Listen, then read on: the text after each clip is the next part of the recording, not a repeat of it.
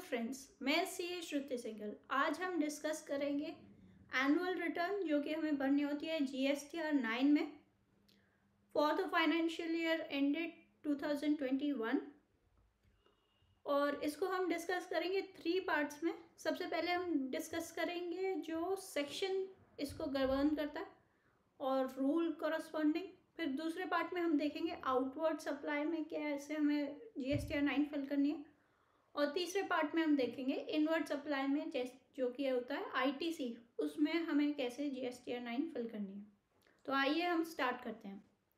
सबसे पहले देख लेते हैं सेक्शन 44। सेक्शन 44 कहता है कि एवरी रजिस्टर्ड पर्सन, मतलब है कि सारे registered person other than these 5 categories of registered person, इनको एनुअल रिटर्न भरनी है GSTR 9 में। और उसके साथ सेल्फ सर्टिफाइड रिकन्सिलिएशन स्टेटमेंट जो कि होती है GSTR 9C, वो भी भरनी है। अच्छा, सेक्शन 44 ही डिस्क्राइब कर रहा है कि 9C में रिकनसाइल क्या क्या हो रहा है, और वो बता रहा है कि रिकनसाइल हो रही है 2 चीज़ें, GSTR 9 और ऑडिटेड फाइनेंशियल स्टेटमेंट्स की फिगर। तो 9C में GSTR 9 और ऑडिटेड फाइनेंशियल स्टेटमेंट की फिगर को रिकनसाइल करना है। और 9 में क्या करना है, 9 में बेसिकली जिस साल के लिए 9 प्रिपेयर कर रहे हो उस साल में क्या आउटवर्ड लायबिलिटी थी और क्या ITC पे हुआ, इन चीज़ों को रिकनसाइल करना है। ठीक है, उसके बाद आता है फर्स्ट प्रोवाइजर। फर्स्ट प्रोवाइजर क्या कह रहा है कि जो कमिश्नर है, और इसमें ज्यूरिस्डिक्शन वाला कमिश्नर की बात हो रही है, और कहा जा रहा है कि जो कमिश्नर है उसके पास पावर्स है कि किसी कैटेगरी ऑफ रजिस्टर्ड पर्सन को एग्जेम्प्ट कर सकता है from the requirement of filing GSTR 9। आगे सेकंड प्रोवाइजर क्या कह रहे हैं कि सेंट्रल गवर्नमेंट, स्टेट गवर्नमेंट और लोकल अथॉरिटी का अगर ऑडिट किया जा रहा है बाय CAG तो उनको GSTR 9 और 9C नहीं भरना। अब हम देख लेते हैं कौन सी कैटेगरी ऑफ पर्सन्स के ऊपर GSTR 9 और 9C एप्लीकेबल ही नहीं है। तो हम उसके लिए पढ़ेंगे सेक्शन 44 रेड विद रूल 80, और उसमें लिखा है every registered person other than department of CAG। ये जो हमने सेकंड प्रोवाइजर में पढ़ा यही बात यहाँ पे भी लिखी है, department of CG SG LA, जो कि ऑडिट किया जा रहा है by controller and auditor general of India, उसको नहीं करना 9 और 9C सबमिट। नेक्स्ट ISD के ऊपर रिक्वायरमेंट नहीं है। उसके बाद person paying tax under section 51, मतलब जो TDS रिटर्न, जो TDS के वर्ष से जिन्होंने इनरोलमेंट ले रखा है GST के अंदर, तो उनको रिकनसाइल नहीं करना और GSTR 9 नहीं भरा। फिर TCS वाले लोगों को, जो person paying tax under section 52, मतलब ई-कॉमर्स ऑपरेटर जिनके ऊपर लाइबिलिटी डाली गई है कि उनको TCS भरना है, तो उनको रिकनसाइल नहीं करना। कैजुअल टैक्सेबल पर्सन जो एक स्टेट में ऑपरेट नहीं करता लेकिन उस स्टेट में 15 दिन से कम के समय के लिए कोई ऑपरेशंस करता है, तो उस कैजुअल टैक्सेबल पर्सन को 9 और 9C नहीं भरना। फिर NRTP जो non resident taxable person India आके कोई काम कर रहा है, उसको भी 9 और 9C नहीं भरना। अब हम देखते हैं कि कौन से क्लास ऑफ रजिस्टर्ड पर्सन को 9 और 9C नहीं भरना, apart from what we have just discuss. कि ये तो सेक्शन और रूल्स के द्वारा बता दिया कि इन लोगों को नहीं करना। क्या और भी कोई जन है जिनको 9 और 9C नहीं भरना? The answer is yes. OIDAR, जो OIDAR सर्विसेज प्रोवाइड करते हैं, basically online information and database retrieval services, जैसे हो गया हमारा गूगल हो गया, और हमारा कोई भी ऑनलाइन नेटफ्लिक्स हो गया, ये online information database access retrieval की सर्विसेज देते हैं। इनके पास लायबिलिटी है कि इनको GST डिस्चार्ज करना होता है, बट इनको 9 और 9C में रिटर्न भरने की लायबिलिटी हटा दी गई है। कैसे? नोटिफिकेशन द्वारा। उसके बाद एक फॉरेन एयरलाइन कंपनी के ऊपर भी 9C स्पेसिफिकली सिर्फ 9 को भरना है, लेकिन 9C बनाने की रिक्वायरमेंट हटा दी गई है। क्यों? क्योंकि फॉरेन की जो एयरलाइन है जो इंडिया में भी ऑपरेशंस करती है वो 9 तो भर देगी कि उसने कितने ऑपरेशंस किए, लेकिन 9C जो है ऑडिटेड फाइनेंशियल स्टेटमेंट्स, उसके ऊपर वो रिक्वायरमेंट रिलैक्स कर दी गई है। अब हम देखते हैं कि ड्यू डेट क्या है 9 और 9C भरने की। जो एक्ट रेड विद रूल अगर तुम पढ़ोगे तो उसमें लिखा रहेगा कि 31 दिसंबर, मतलब 2021 का जो GSTR 9/9C बनना था वो 31 December of 2021 till 31 December of 2021 बना था, लेकिन 2021 के लिए एक थोड़ी सी रिलैक्सेशन दे दी गई है और कहा गया है क्योंकि पैंडेमिक था तो, और कहा गया है कि 28 फरवरी 2022 तक इसको भर दीजिए, जो कि अभी 10 दिन बाद ही है।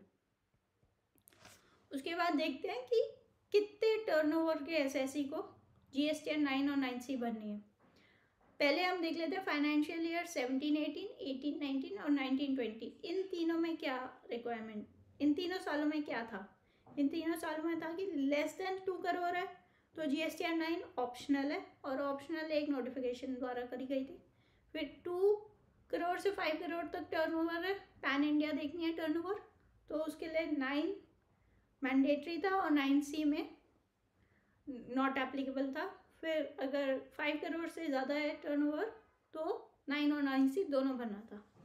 अब इस साल जिसकी हम बात कर रहे हैं उसमें क्या है कि 2 करोड़ तक की जो लिमिट है उसके जो एसएससी हैं, उसके जो टैक्सेबल पर्सन है, उनको GSTR 9 एग्जेम्प्ट कर दी गई है। अच्छा, ये वर्ड एग्जेम्प्ट कहाँ से आया?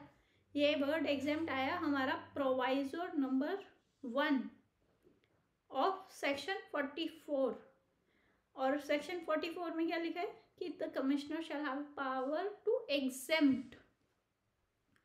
इसलिए अब ऑप्शन की बजाय उसको हटा ही दिया है, उनके ऊपर रिक्वायरमेंट ही हटा दी गई है।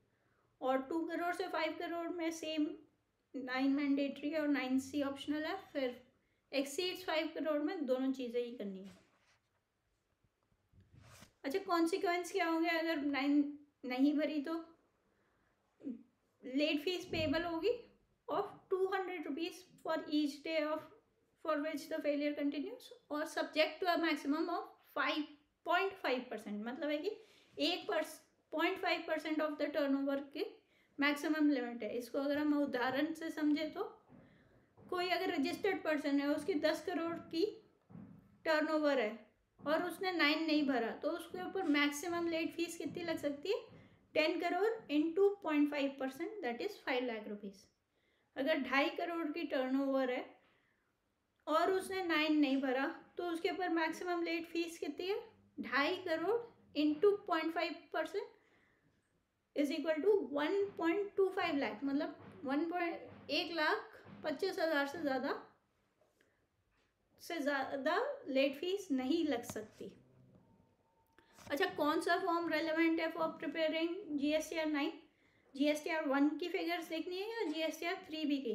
तो आंसर है GSTR 3B की फिगर्स देखनी है। ये आंसर हमें मिला है इंस्ट्रक्शन नंबर 4 ऑफ GSTR 9 को पढ़ के, और उसमें लिखा है कि आप GSTR 3B में वो फिगर्स कब रिपोर्ट करिए हैं फॉर एनी फाइनेंशियल ईयर, वो चेक करिए और उसके बेसिस पे आप फॉर्म भर दीजिए GSTR 9। अगर आपने कोई फिगर GSTR 3B में भी नहीं भरी और 1 में भी नहीं भरी, लेकिन आपकी लाइबिलिटी है, जैसे सपोज रिवर्स चार्ज की आपकी लाइबिलिटी है और आपने आज तक डिस्चार्ज नहीं करी है, तो अब आप GSTR 9 के थ्रू उस लाइबिलिटी को डिस्चार्ज कर सकते हो।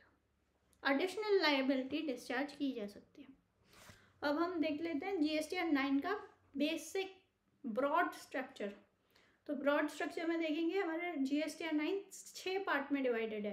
पहला पार्ट बेसिक डिटेल, उसमें 3-4 टेबल्स हैं, टेबल 1, 2, 3A, 3B, और इसमें कुछ नहीं है, बेसिक डिटेल्स है, GSTIN, legal name, trade name, financial year, तो इस पर हम कोई ज़्यादा चर्चा करेंगे नहीं। पार्ट 2 ये हमारा बहुत इंपॉर्टेंट, इसमें आउटवर्ड सप्लाईज और जो RCM की बेसिस पे जो सप्लाईज होती हैं जिसमें टैक्स रिसिपिएंट को पे करना होता है उसके बारे में हमें डिस्क्लोज करना है। तो इसमें टैक्स लायबिलिटी बेसिकली डिस्क्लोज करनी है और कौन सी ट्रांजैक्शन के ऊपर कोई लायबिलिटी नहीं थी, जैसे कि एग्जाम सप्लाईज। तो जिनके ऊपर लायबिलिटी थी वो टेबल नंबर 4 में डिस्क्लोज करना है और जिनके ऊपर कोई लायबिलिटी नहीं है वो टेबल नंबर 5 में जाएगा। फिर डिटेल पार्ट 3 में क्या है, details of ITC for the financial year. उसके 3 पार्ट हैं, 6, 7, 8। 6 में क्या बताना है कि कितना ITC अवेल किया गया 3B द्वारा और उसका ब्रेकअप क्या है।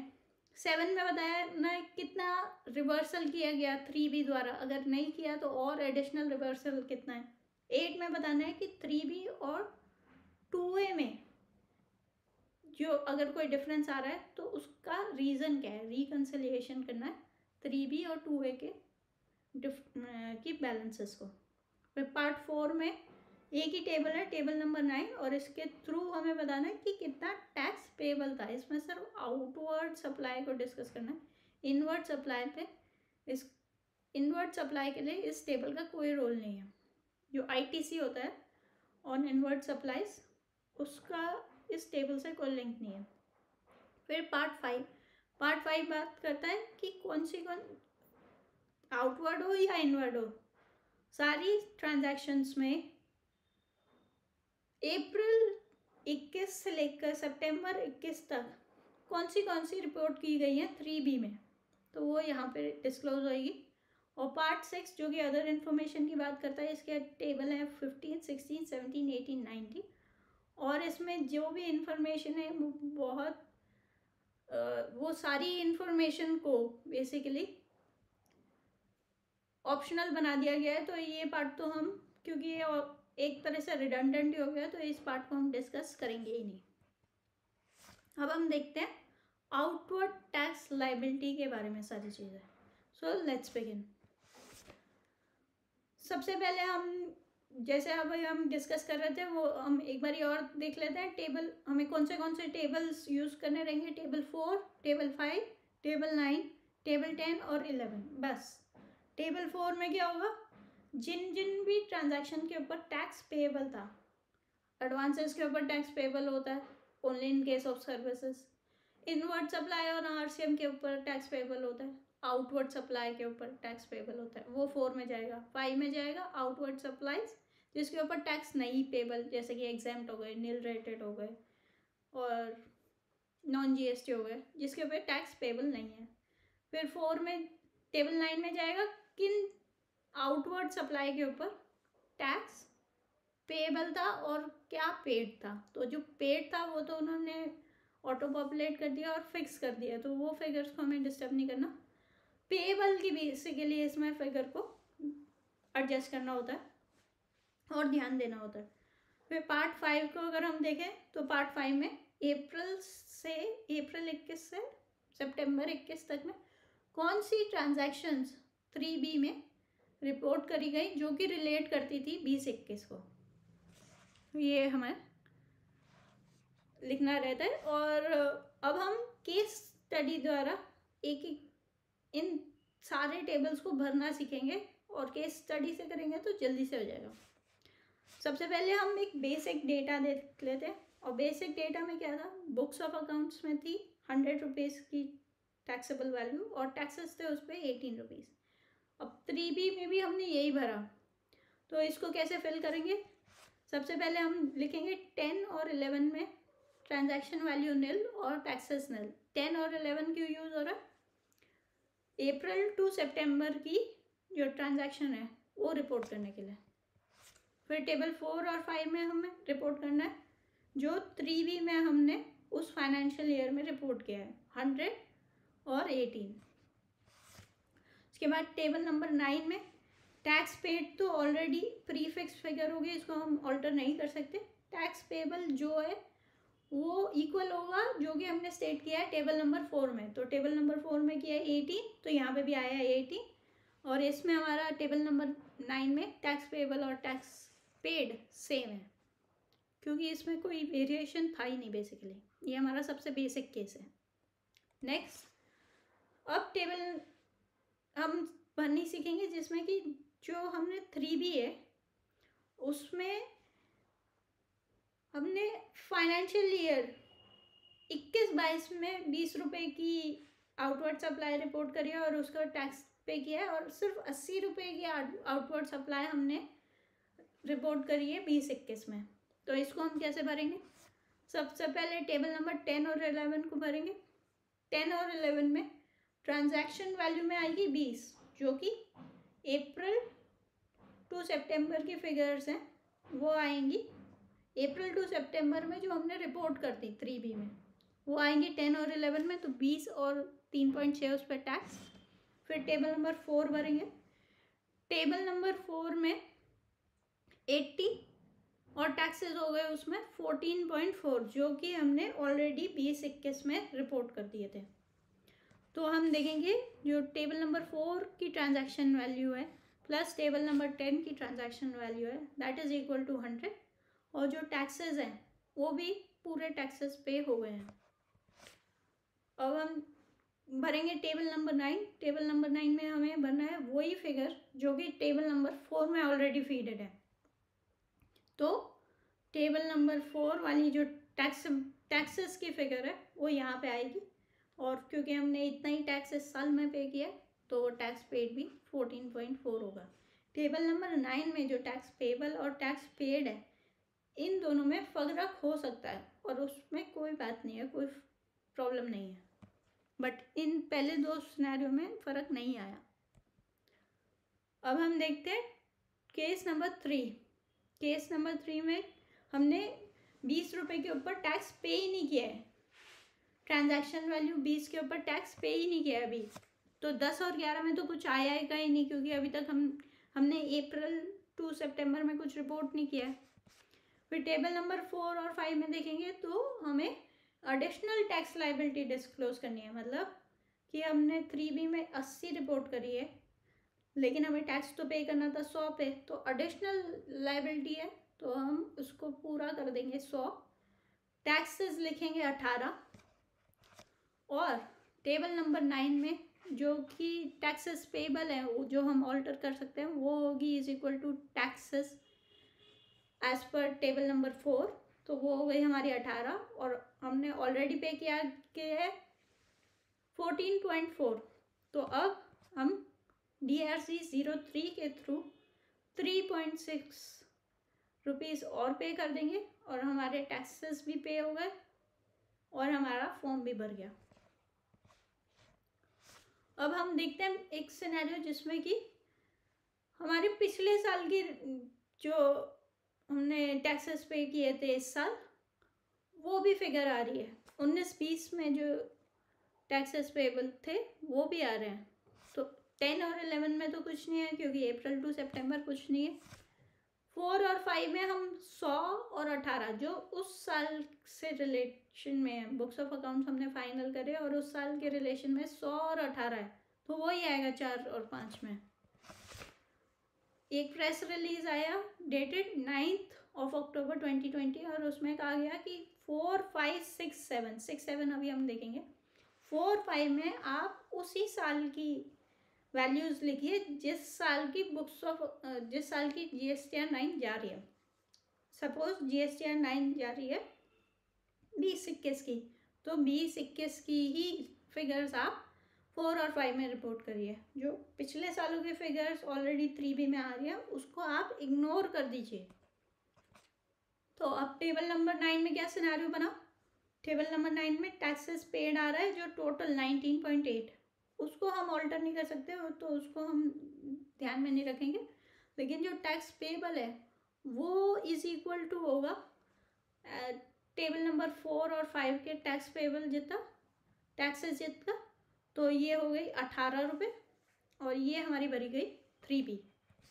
Next case number 5। Case number 5 में क्या था कि पिछली भी फिगर आ रही थी और इस साल की कुछ फिगर हमने अगले साल भी रिपोर्ट करी। तो 10 और 11 में क्या होएगा 20 रुपये और 3.6, और 4 और 5 में क्या होगा 80 और 14.4, क्योंकि हमें ये इंश्योर करना है कि 4 और 5 प्लस 10 और 11 ये इक्वल होने चाहिए बुक्स ऑफ अकाउंट्स के। तो 80 प्लस 20 100, 14.4 प्लस 3.6 18, ये मैच हो गए। और टेबल नंबर 9 में अब क्या आएगा 14.4। और ये जो हमारी 10 रुपये की वैल्यू है और 1.8 जो कि 19-20 की है, जो कि 3B ऑफ 20-21 में आ रही है, इसको हमें कंसिडर नहीं करना। प्रेस रिलीज आई हुई है और टैक्स पेबल और टैक्सेस एज पर 4 और 5 सेम हो जाएंगे 14.4, और हमारा टेबल नंबर 9 फिल हो गया। ये केस यहाँ पे ख़त्म हुआ। अब ये देखिए कि हमने एक्स्ट्रा टैक्सेस पे कर दिए, तो उसको कैसे रिपोर्ट करना है, और आगे के साल में हमने उसको एडजस्ट भी कर लिया। तो हमें टेबल नंबर 10 और 11 में डालने हैं -20 और -3.6। टेबल नंबर 4 और 5 की बात करें तो हमें डालना 120 ना कि 100। क्यों?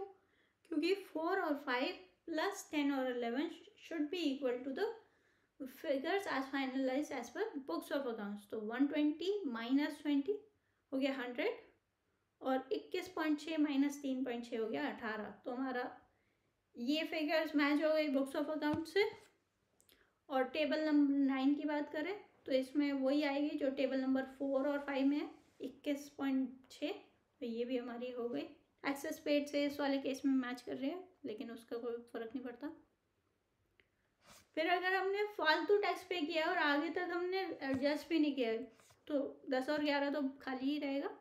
और 4 और 5 में 10, 100 और 18.5 जो साल की वैल्यूज थी एक्चुअल की, क्योंकि इस केस और पिछले केस में क्या फ़र्क है, पिछले केस में हमने एडजस्ट कर दिया था, इसमें हमने एडजस्ट नहीं किया। तो अब हमें एडजस्ट करना है, तो अब हम एडजस्ट कर रहे हैं ना 4 और 5 से।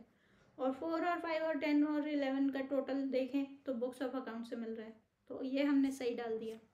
अब 9 को देखोगे तो 9 में टैक्सेस कितने हैं पेबल, वो 4 और 5 से मिल रहे हैं 18। ऑल्दो ये पेड से मिल नहीं रहे हैं, उसका कोई फ़र्क नहीं है। साथ में हमें भरना है RDF 01, ये रिफंड का फॉर्म है, और RDF 01 के थ्रू हमें 3.6 का रिफंड मांगना है गवर्नमेंट से। लास्ट सिनेरियो, और इसमें हम देखते हैं कि अगर हमने 3B में रिपोर्टिंग जो है गलत हेड में कर दी थी, मतलब C+S में रिपोर्ट कर दिया था एक ट्रांजैक्शन को जो कि I में रिपोर्ट होना था, और बाकी आगे आके नेक्स्ट फाइनेंशियल ईयर में हमने उसको सही रिपोर्ट कर दिया। तो पहले 10 और 11 में देख लेते हैं। 10 और 11 में वही लिखेंगे जो आगे हमने सही कर दिया।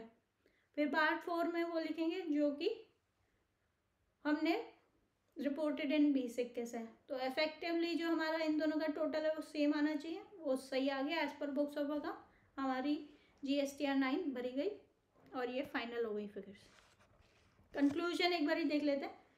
जो 10 और 11 है वो कौन सा कंटेन करेगा डेटा, जो कि declared and discharge in 3B of 21 और 22 है।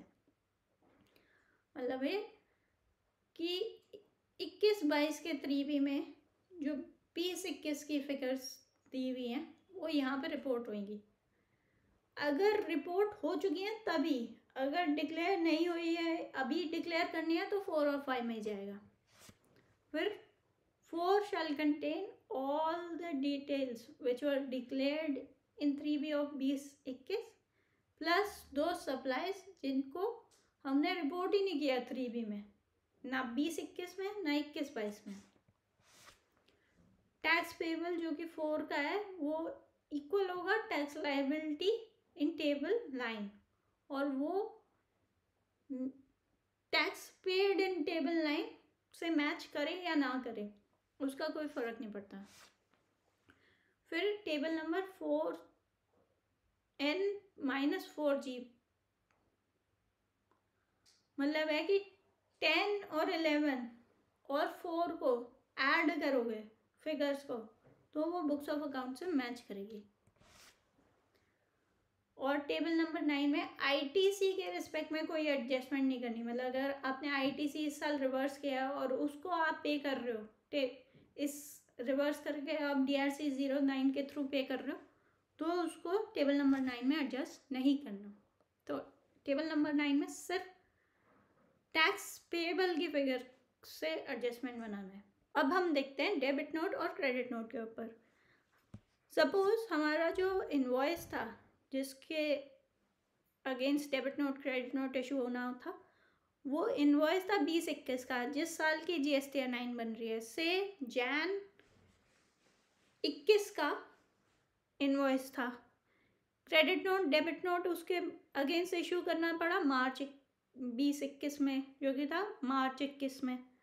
अब वो रिपोर्ट भी हो गया March 21 में, तो इसको कहाँ डिस्क्लोज करेंगे? इसको डिस्क्लोज करेंगे table number 4 of GSTR 9 of financial year 2020-21। मतलब है कि जिस साल में तीनों ही ट्रांजैक्शन हो गई और इनवॉइस भी हो गया, DNCN भी हो गया और GSTR 1 भी हो गया, वो तो आपने जैसे आपने इनवॉइस को रिपोर्ट किया था आउटवर्ड सप्लाई को, वैसे आपने DNCN को कर दिया। अब बात आई कि अगर इनवॉइस तो बिलोंग करता था 2021 का से Jan 21 और DNCN भी इशू हो गया March 21 में, लेकिन ये रिपोर्ट हुआ April 21 में, तो इसको कहाँ रिपोर्ट करेंगे? जहाँ 3B को देखेंगे, क्योंकि 21-22 के GSTR 1 में रिपोर्ट हुआ है, तो हम मान लेते हैं GSTR 3B में भी 21-22 में रिपोर्ट हुआ होगा। तो इसको टेबल 10 और 11 of GSTR 9 of the current year में हम रिपोर्ट कर देते हैं। बट इस सिनेरियो को थोड़ा सा और चेंज कर देते हैं कि इनवॉइस जो इशू हुआ था वो था 2021 का से Jan 21। डेबिट नोट और क्रेडिट नोट इशू होने की बात आई April 21 में, और उसको रिपोर्ट भी हमने April 21 में ही कर दिया। तो इसमें दो व्यूज़ अवेलेबल हैं। पहला कि इसको डिस्क्लोज कर दो टेबल 4 ऑफ GSTR 9 ऑफ 21-22, मतलब अगले साल जो GSTR 9 भरेंगे ना उसमें टेबल 4 में रिपोर्ट कर दो, क्योंकि CN डेटेड 21 का है April 21 और रिपोर्ट भी 21 में हुआ है, तो आप 2021-22 के GSTR 9 में डाल दो। कुछ ऑल्टरनेट व्यू भी रखते हैं और वो कहते हैं नहीं, वो इसी साल के टेबल 10 और टेबल 11 में रिपोर्ट कर दो। तो इस सिचुएशन में, पहली सिचुएशन में क्या होगा कि क्योंकि वो क्रेडिट नोट 21-22 के फाइनेंशियल्स में रिपोर्ट हुआ जाना है, इसलिए turnover as per financials and turnover as per GSTR change नहीं होगी, मतलब डिफरेंट नहीं होगा, तो कोई एडजस्टमेंट आपको करनी नहीं पड़ेगी। लेकिन अगर आप डिस्क्लोज कर देते हो टेबल 10 और 11 of this current year, that is 2021, तो टर्नओवर में मिसमैच हो जाएगा, क्योंकि वो जो क्रेडिट नोट डेबिट नोट है वो जाएगा तो turnover of the financials of 2021-22, but आप उसको GSTR 9 में टर्नओवर इफेक्ट कर दोगे ये 2021 की, तो जब ये डिफरेंस आ जाएगा तो इस डिफरेंस को आपको GSTR 9C के टेबल नंबर 5E में रिपोर्ट करना पड़ेगा। अब इसमें एक और बात भी होती है, कुछ लोग क्या करते हैं, इस DNCN को प्रोविजन करके पिछले साल में ले आते हैं, मतलब जिस साल का इनवॉइस था उसी साल में उसको प्रोविजन क्रिएट कर देते हैं। तो उस प्रोविजन क्रिएट होने के चक्कर में अगर टर्नओवर में मिसमैच नहीं आता तो फिर आप इसको table number 5E of GSTR 9 में मत रिपोर्ट कीजिएगा। नेक्स्ट, अगर हम देखते हैं कि अगर कोई एरर रह गया GSTR 1 में, सपोज कोई B2B सप्लाई थी 10 लाख रुपए की और उसको B2C में रिपोर्ट कर दिया गया था गलती से इन द फाइनेंशियल ईयर 2021। हमने एग्जांपल में अक्टूबर 20 लिया है, तो अक्टूबर 20 में गलत रिपोर्टिंग हो गई, मई 21 में उसको करेक्ट कर दिया गया। अब GSTR 9 बढ़ते समय इसका क्या इम्पैक्ट रहेगा, क्योंकि जो GSTR 9 का जो डेटा ऑटो पॉपुलेट होता है वो होता है एज पर GSTR 1, तो GSTR 9 में ये B2C में रिपोर्ट हो रही होगी। आपको कुछ नहीं करना, वो फिगर्स को अमेंड करना है, अपने हाथ से खुद से, और उसको B2B में ट्रांसफ़र कर लेना है।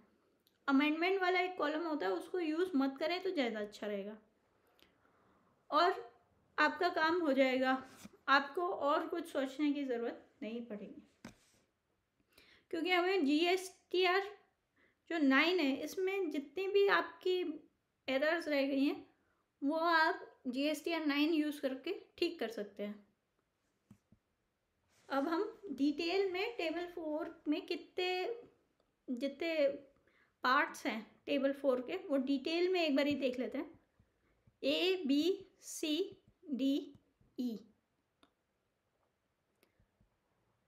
और F, ये जो पार्ट्स हैं 6 पार्ट्स, इन सबको हमें वैसे ही ट्रीट करना है जैसे हम अभी एग्जाम्पल्स में देखते आए हैं। GSTR 3 भी उठानी है, और GSTR पहले बुक्स को फाइनल करना है, उसके बाद GSTR 3 भी उठानी है। GSTR 3 भी और बुक्स के बीच में डिफरेंस देखना है, और अगर वो डिफरेंस रिपोर्ट हो गया है अगले साल तो उसको 10-11 में लेके जाना है, और अगर वो रिपोर्ट नहीं हुआ तो उसको 4 में रिपोर्ट करना है, और अगर वो सही जगह रिपोर्ट हो ही गया तो फिर तो आ ही जाएगा। मतलब जो चीज़ें हमने डिस्कस करी हैं ऑलरेडी, वो इसमें सारे कॉलम्स में वैसे ही चलना है। अगर 4G की बात करें तो 4G बात कर रहा है inward supplies on which taxes to be paid on reverse charge. इसके ऊपर एक पेक्यूलियर एग्जांपल है, वो मैं आपके साथ डिस्कस कर लूँगी अभी थोड़ी देर में। फिर 4H में इन सब चीज़ों का टोटल आता है A to G का, और IJKL ये चारों बात कर रही हैं, चारों कॉलम बात कर रहे हैं डेबिट नोट, क्रेडिट नोट या एडजस्टमेंट थ्रू अमेंडमेंट, और ये चारों ही कॉलम ऑप्शनल हो गए हैं। मतलब है कि आप अगर जो ऊपर जो फिगर्स हैं, ये वाली, ये ABCDEF, ये सारी फिगर्स अगर आप नेट में भी लिखते हैं तो भी चलेगा। आपको ये नीचे क्रेडिट नोट की अलग से डिस्क्लोजर या डेबिट नोट या एडजस्टमेंट थ्रू अमेंडमेंट ये करने की ज़रूरत नहीं है। तो ये हमारा बन गया GSTR 4। अब हम एक पेक्यूलियर सिचुएशन जो मैं बता रही थी आपको रिवर्स चार्ज बेसिस पे, वो डिस्कस कर लेते हैं। सपोज एक रिवर्स चार्ज की ट्रांजैक्शन थी as per books of account ₹100 की, और टैक्सेस थे उस पर 18। आपने GSTR 3B में 80 रिपोर्ट कर दिया और टैक्सेस रिपोर्ट कर दिया 14.4 इन 2021, मतलब दिस करंट फाइनेंशियल ईयर, और अगले फाइनेंशियल ईयर में आपने ₹20 और 3.6 उसके ऊपर टैक्स रिपोर्ट कर दिया। तो 10-11 में क्या करोगे? टैक्सेस ट्रांजैक्शन 20 और taxes 3.6। The answer is no.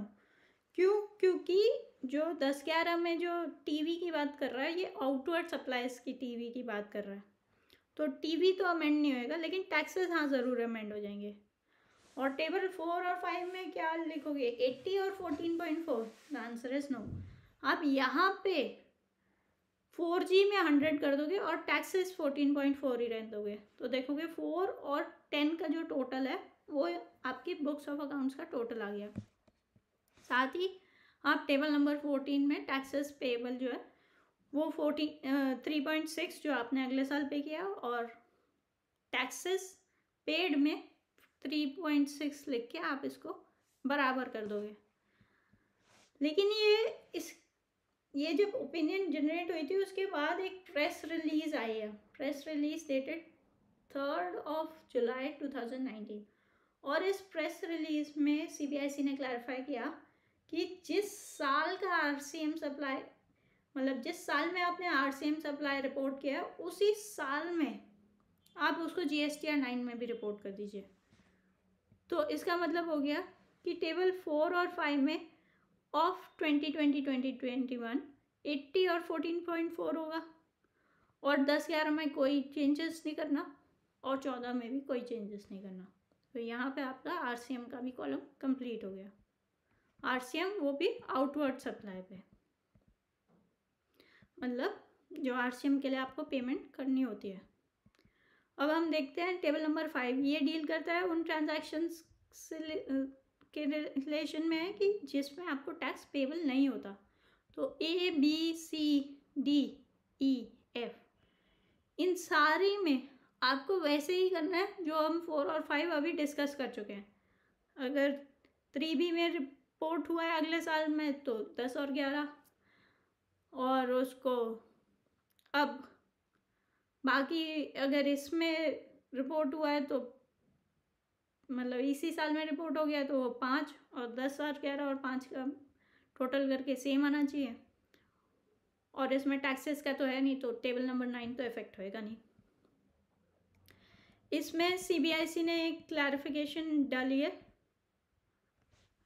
Instructions में, और कहा है कि 5D, 5E और 5F, अगर इन तीनों में आप डिस्टिंग्विश नहीं कर पा रहे कि कौन सी ट्रांजैक्शन 5D की है, 5E की है, 5F की है, आप 5D में डाल दीजिए और आपसे कोई सवाल जवाब नहीं पूछा जाएगा।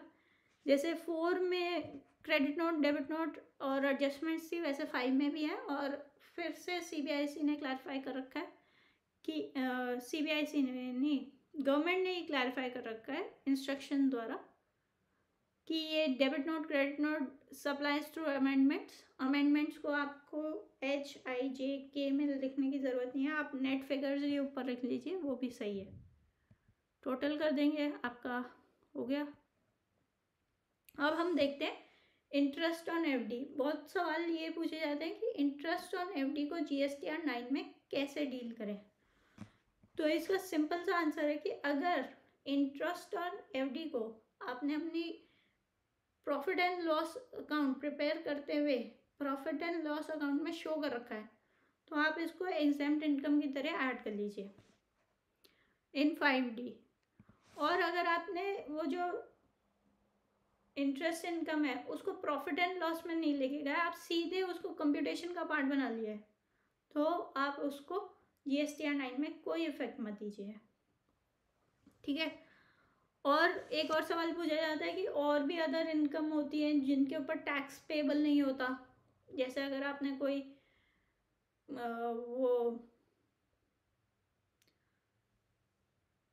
Profit and sale of assets वगैरह है जिसके ऊपर कोई टैक्स पेबल नहीं है, लेकिन वो आपका अदर इनकम में रिपोर्ट हो रहा है, तो जो टर्नओवर है वो टर्नओवर प्लस अदर इनकम बन के आपकी टर्नओवर बनती है। तो आपको ये जो आइटम्स हैं जो कि जिनके ऊपर टैक्स लगता ही नहीं है, जैसे profit and sale of assets हो गया, तो इसको आप नो सप्लाई में रिपोर्ट कर दीजिए। टेबल 5 में यहाँ पे नो सप्लाई आता है, 5F में non GST supply and includes no supply, तो इस नो सप्लाई में आप इसको रिपोर्ट कर दीजिए, तो जिससे कि आपकी टर्नओवर मैच हो जाएगी आपकी GSTR 9 की टर्नओवर से। अब हम देखते हैं इनपुट टैक्स क्रेडिट के ऊपर क्या कैसे हमें डील करना है।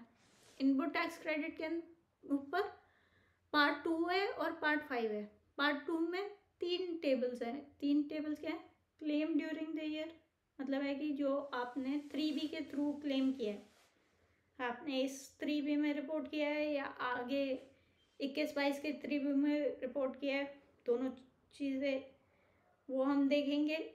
रिवर्सल, टेबल 7 डील कर रहा है रिवर्सल का, और टेबल 8 डील कर रहा है reconciliation with 2A and others, मतलब जो आपने 3B में रिपोर्ट करी है और जो 2A में आ रही है, इन दोनों का रिकन्सिलिएशन कैसे होएगा।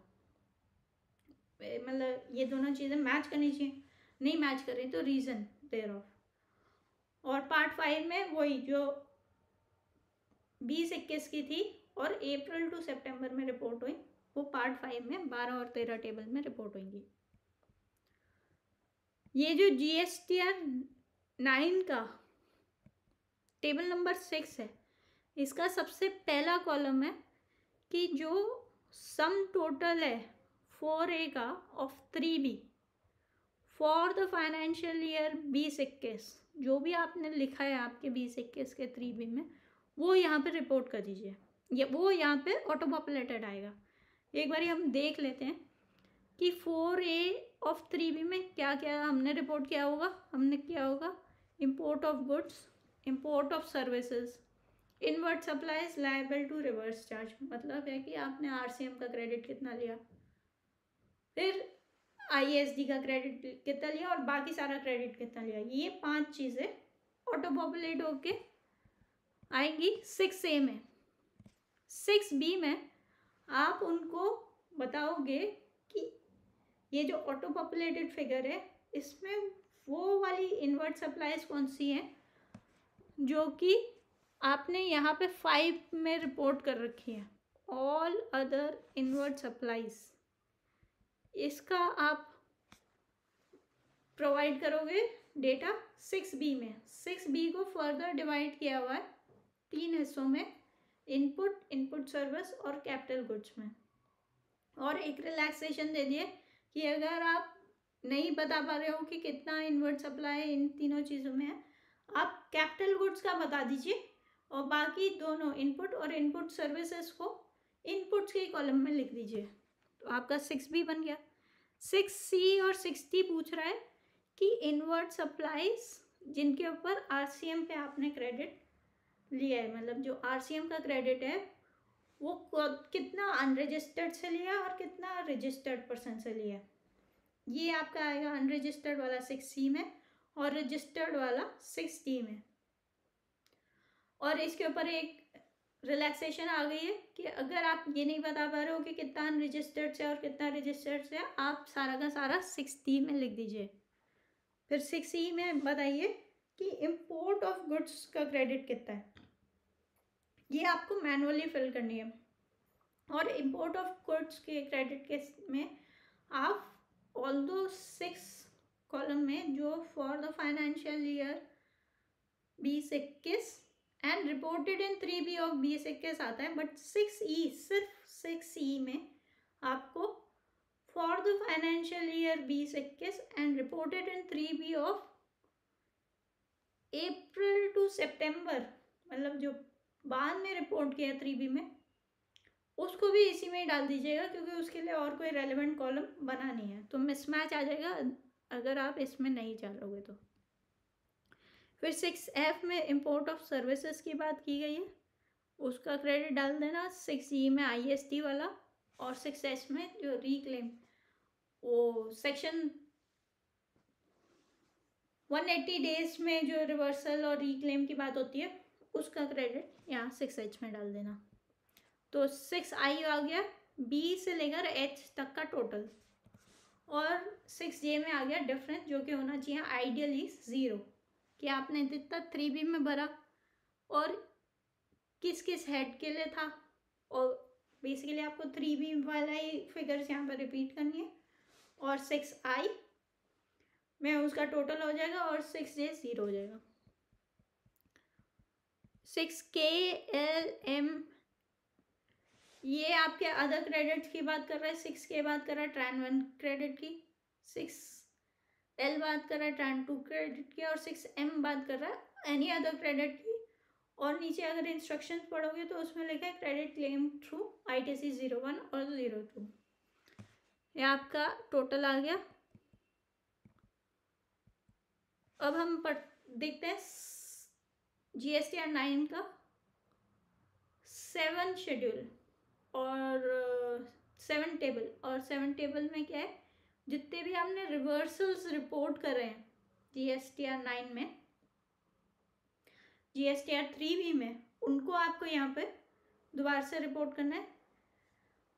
और इसमें एक इंस्ट्रक्शन के थ्रू क्लैरिफाई किया है कि अगर आपने कोई इनएलिजिबल क्रेडिट है जो आपने 4A में क्लेम कर लिया है और आपने साथ में 4D में भी लिख दिया है, मतलब है कि 4D में लिख दिया है का मतलब क्या है कि 4D सिर्फ जो बनता है ये सिर्फ फॉर द इंफॉर्मेशन होता है, ये कहीं पे भी कोई फिगर इम्पैक्ट नहीं करता।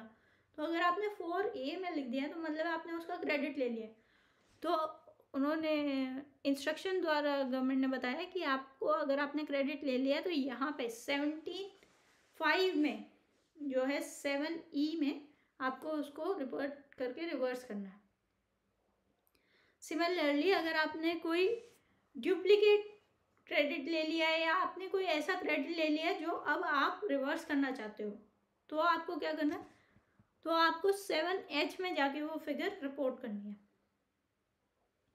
साथ ही उन्होंने एक छूट भी दी है और कहा है कि 7A से लेकर 7E तक जितनी भी फिगर्स हैं, अगर आप इनका बाइफर्केशन नहीं दे पा रहे हो तो आप 7H में रिपोर्ट कर दो, अदर रिवर्सल्स में आपका काम हो जाएगा, मतलब it will be deemed as a satisfactory compliance. अब बात करते हैं टेबल नंबर 8 की,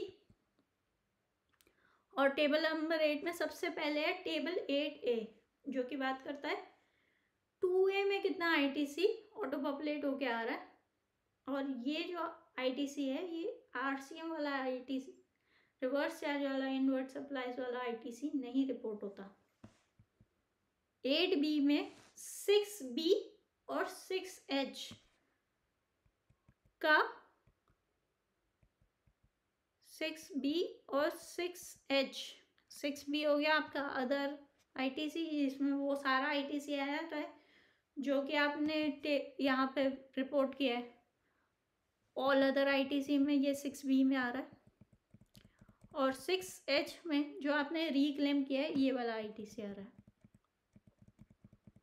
तो ये दोनों ITC उठ के आपके टेबल नंबर 8B में जा रहे हैं। अब 8C में जो आपने ITC अप्रैल 21 से लेकर सितंबर 21 तक भरा है वो आप यहाँ पे रिपोर्ट करेंगे। तो मतलब जो आपने उस साल क्लेम कर लिया प्लस जो ITC अप्रैल 21 से सितंबर 21 में आपने क्लेम कर लिया विच बिलोंग टू 2021, वो दोनों रिपोर्ट होने के बाद डिफरेंस बनेगा, वो आइडियली निल होना चाहिए। अगर वो कोई पॉजिटिव फिगर आ रही है तो इसका मतलब ये है कि 2A में कुछ ITC आ रहा था जो अभी तक आपने क्लेम नहीं किया है।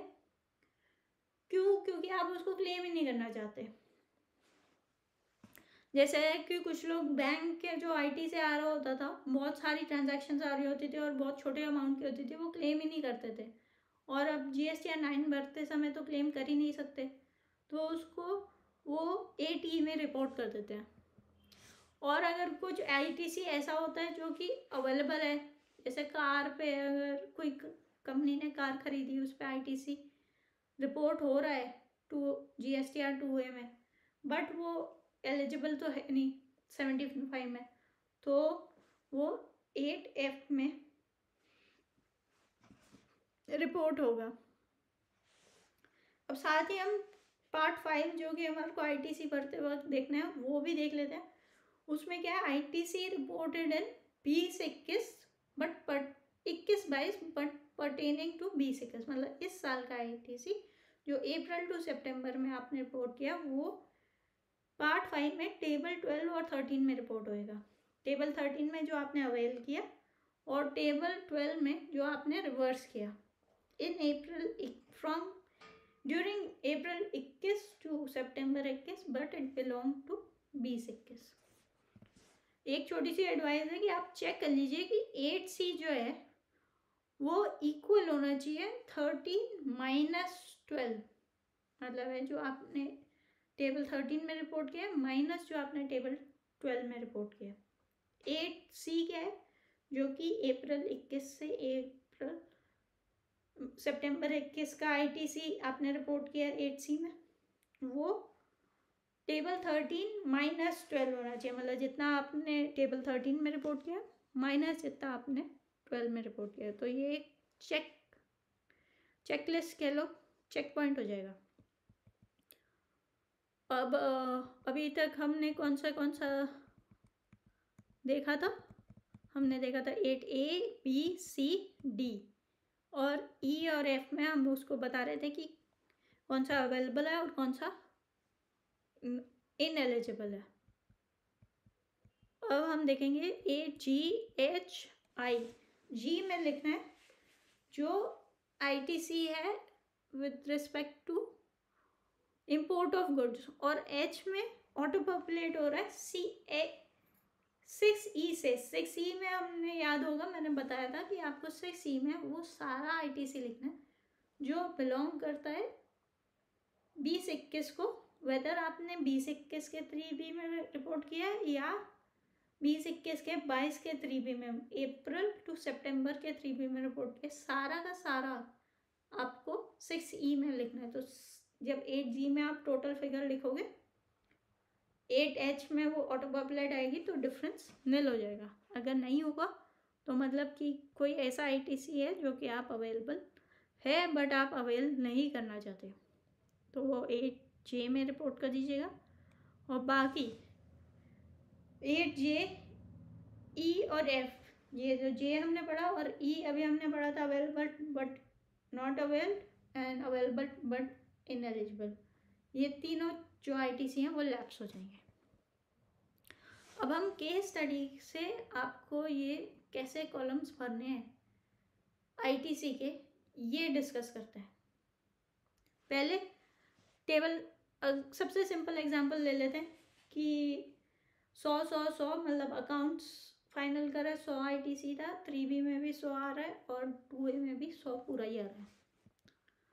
तो टेबल 12 और 13 में कुछ रिपोर्ट नहीं होगा, 6B में रिपोर्ट होगा 100, 7 में कोई रिवर्सल नहीं है, 8A में होगा, आ रहा होगा ऑटो पॉपुलेटेड 2A का टोटल 100, 8B में 6B वाली फिगर आ रही होगी 100, 8C 0, 8C मतलब जो 13 - 12 ये 0, और 8D हो गया 8A - 8B + C, तो ये भी हो गया 0। ये हमारा क्रेडिट मैच हो गया। केस नंबर 2, हमने क्रेडिट बुक्स में आ रहा था 100 और 2A में भी 100, लेकिन हमने रिपोर्ट किया 3B में 90 और 10। तो टेबल 12 में जो भी रिवर्सल ऑफ ITC की बात कर रहा है वो निल, 13 में 10, 6B में 90 जो reported in 2020 2021 and it belong to 2020 2021। फिर टेबल 7 में निल, टेबल 8 में A 100, टेबल 8B में 90 और 8C में क्या आएगा 13 - 12 जो हो गया 10, तो 8A - 8B - 8C हो गया 0, हमारा ITC मैच। अब आया केस नंबर 3, ये हमने पहले ज़्यादा रिपोर्ट कर दिया था, फिर हमने उसको रिवर्स कर दिया 21-22 में। तो टेबल 12 में 20, 6A में 120, 7 में निल, 8A में 100 आ रहा है पूरा, 8B में 120 आ रहा है जो कि 6B वाला है, 8C में 13 - 20, 13 - 12 मतलब 0 - 20 - 20, और ये आ गया हमारा 8D निल, हिसाब बराबर। फिर सिचुएशन आई पीछे से ITC आ रहा है जो कि हमने 19-20 का 20-21 में रिपोर्ट किया, तो 12 और 13 निल, 6B में आया 100 रुपये और 6J में आ जाएगा -10। कैसे?